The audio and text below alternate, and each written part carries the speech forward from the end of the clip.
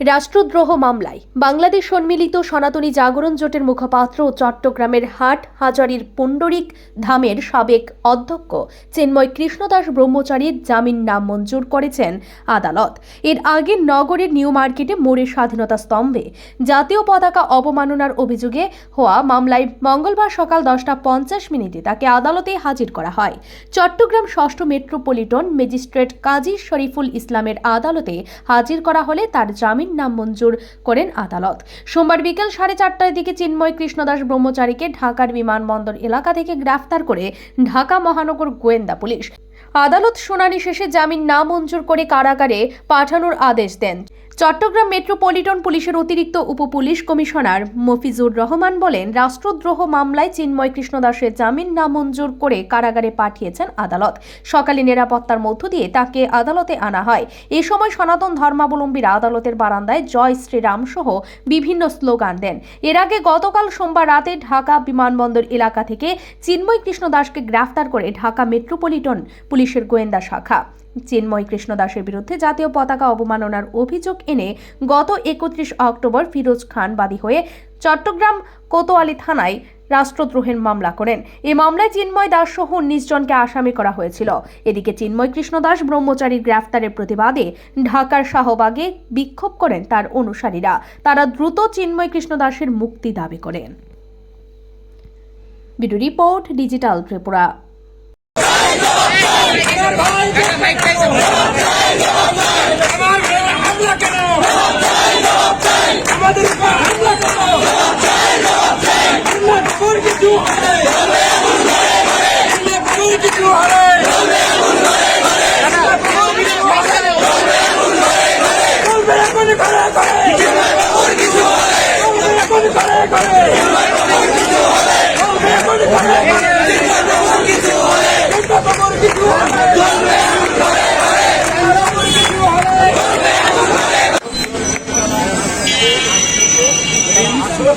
তারপরে আমরা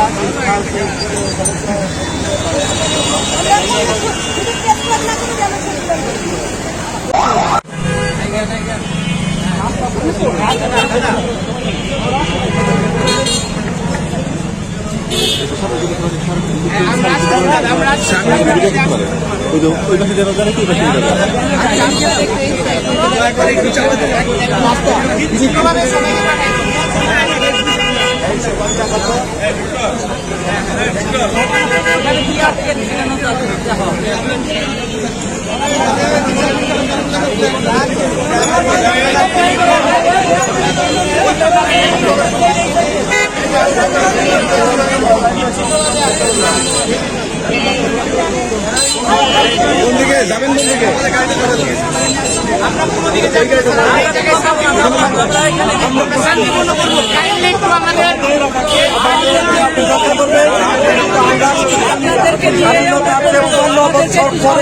আমরা নিগৃহীত, আমরা নির্যাতিত, নিপীড়িত। আমরা এখন ঐক্যবদ্ধভাবে নিপীড়িত হতে চাই, ঐক্যবদ্ধভাবে আমরা হামলার শিকার হতে চাই।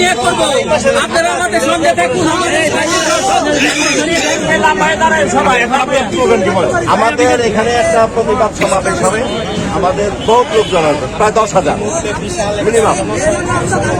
এখানে আমরা প্রোগ্রাম থেকে আমরা মিছিল করবো না, হ্যাঁ গাড়ি চলবে।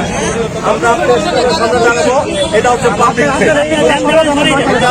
এটা হচ্ছে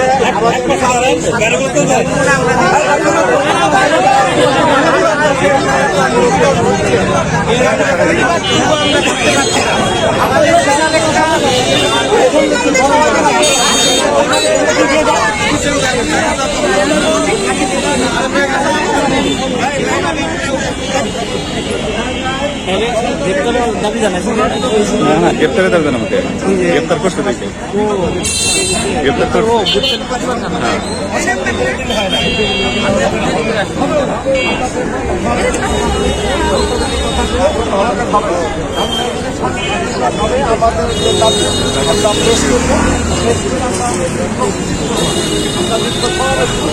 সমাবেশ করে